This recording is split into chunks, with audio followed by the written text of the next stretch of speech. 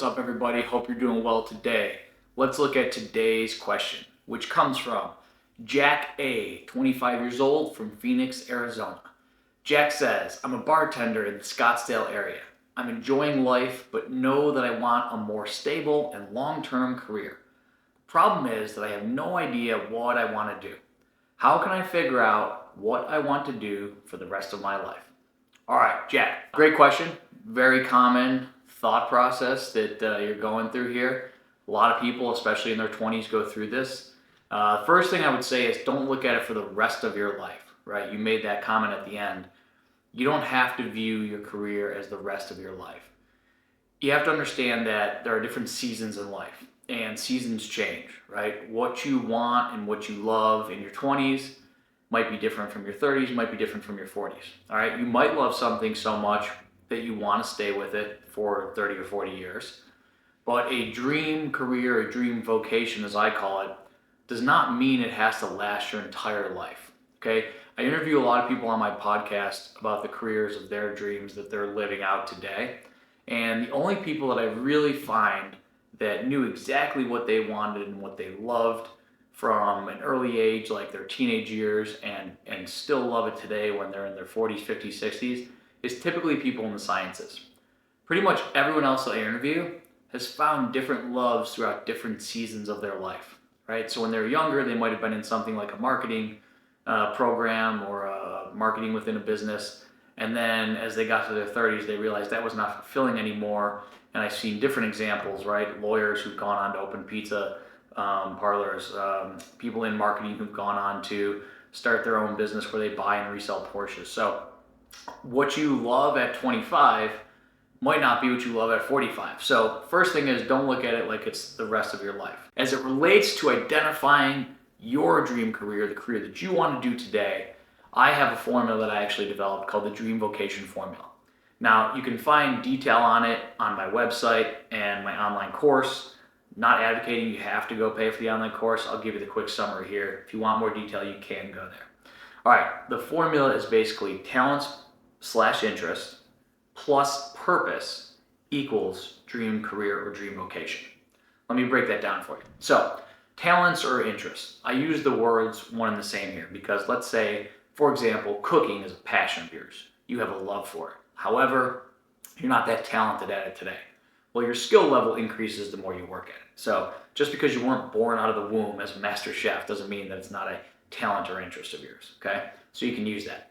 So the first thing to do is identify your top 3 natural interests, natural talents, right? Things that you are drawn to, that you love, that you have a passion for. Right? Next is finding a purpose that fits into those. So, for example, let's say cooking was one of your talents. Now, what would be a purpose for that? If you try to say that your purpose is just to go to make a lot of money, that doesn't really work, right? Because that's not the purpose of your talent or skill.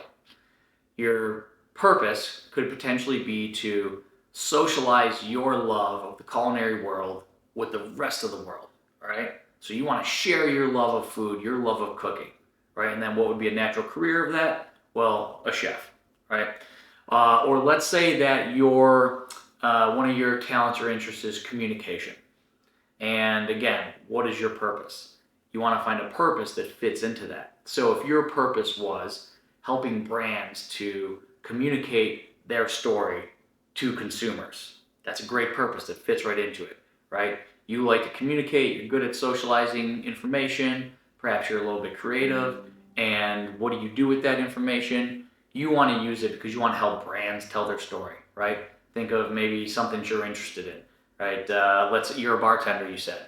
Let's say it's working for a liquor company or a beer company, something like that, because you have a passion for craft cocktails and you want to help socialize that, help brands to socialize their story, and then you get into marketing for a liquor company, okay? So as you can see, these things start to fit together. Again, what you don't want to do is just take whatever comes to you first in terms of a job. If your talents are communication and creativity, right, that seems to lend itself to what we just talked about. Maybe you would help brands to socialize their story and thus end up in marketing. If you take that creativity and communication and all of a sudden you get into accounting because your parents told you that's what you should do, that doesn't really work, right? You're not using your talents, you're not using your passions.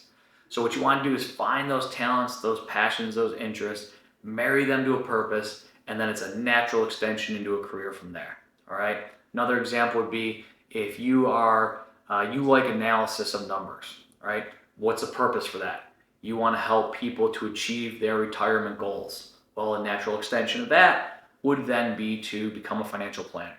But if you take that talent, that interest of analysis of numbers, and all of a sudden you jump into selling cell phones because somebody offered you a job, you're not really using your talents or interests. So again, the purpose is really the linchpin. It's the hardest part of the formula to figure out. Again, I go into more detail in my actual online course, but that's what you're trying to find. You're trying to marry your natural talents and interests, marry that to a purpose, and then a career is just a natural extension of that. If you do that, you will find something that you love, that you have enjoyment for, and that you could build that long-term stability around, as you said that you want. So you can absolutely find it. You just got to do some digging and do the self-reflection and figure it out. Figure out who is it that you are, right? What is it that's naturally inside of you? What are you passionate about? What are you excited about? And then once you find that, start to figure out what the purpose of those natural talents and skills are, right?